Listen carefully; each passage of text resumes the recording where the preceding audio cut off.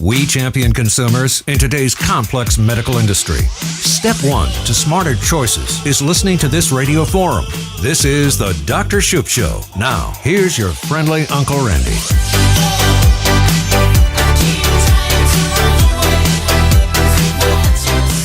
Well, it is indeed good to be back, but I will tell you, we're already making plans to return next October of 2015, and I'm going to be taking my entire dental team with me this time.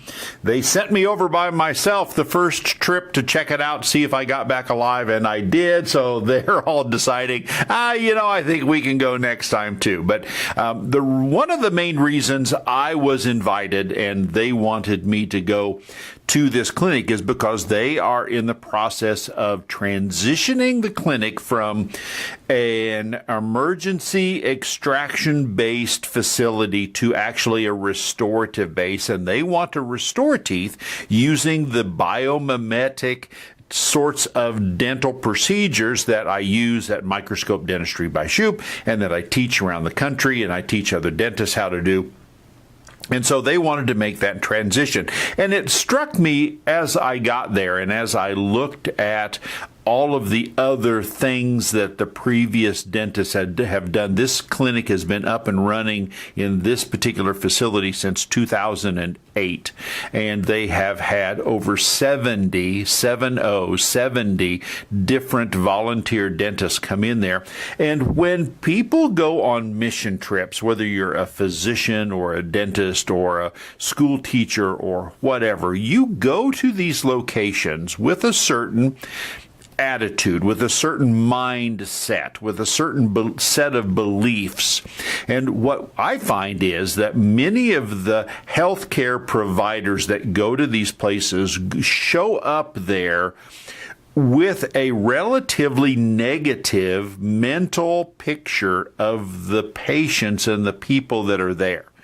Negative in the sense that they're there to provide emergency, episodic, what's necessary. If I were back home, I could fix this tooth, but these poor devils that are out here in the middle of the jungle at this clinic, let's just take the tooth out. They'll be better off. It's a very, very pernicious, it's a sneaky, it is a very pejorative attitude, and there is zero malice behind it. Nobody goes there thinking that they're doing something that isn't absolutely altruistic and helpful for the people. But you get into these environments where you don't have the things that you have at home, you start to get into that emergency kind of, well, let's just do the basic.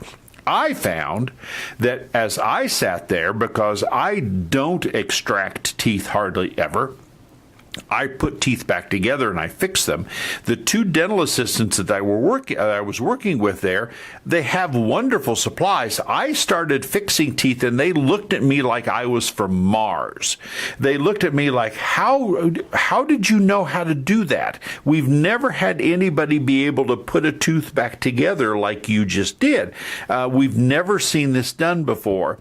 And it's simply a matter of taking an attitude that says, these people that are here, these people that are sitting in this chair, are the same human beings that I have sitting in my chair back home. They are the same human beings that they have certain wants, desires, hopes, aspirations. It is amazing to me, they are incredibly aesthetics driven. There, like I told you last week, there is a significant amount of excess fluoride in the water. The water supply, incredibly mineral rich, including fluoride. And so the teeth have a lot of what's called fluorosis. And those are brownish, yellowish stains on the teeth. And it is ubiquitous all over. Everybody has these stains. So you would assume, since everybody's teeth looks like this, that they wouldn't mind about it. It would be something that they would look at and say, okay, everybody looks like this. This is just fine. Let's leave it go. Nobody likes them. Everybody hates them, and they would love to do something about it, but nobody has ever provided the opportunity for them. So I did 2 or 3, actually 4, really pretty extensive bonding cases on the fronts of these people's teeth where you can take a lot of that staining off. You can paint over tooth-colored restorative material. You can bond over it. And they sat down in my chair with brown, yellow stained teeth and with no shot, no anesthetic, and basically using a drill just to polish things up. Within about a half an hour tops, they stood up and they had pearly white, beautiful teeth. And I had one case where this mom brought in her 12-year-old daughter because she heard through the grapevine that I could do this.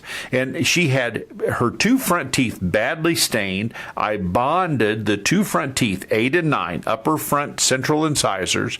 And as I was finishing the case and doing the final polishing, I looked up at the mom who was standing right beside me, and she had tears streaming down her cheek because she had no idea anybody could do something that wonderful for her daughter. And I'm telling you, folks, it was not hard. It's easy. It's stuff that we know how to do every day. It's just nobody went there with the proper attitude that says, hey, I can fix this. Would this be important to you? And it is important to them. So I was there to change the mindset, to change the approach into a more biomimetic dentistry restorative mode than an extraction mode.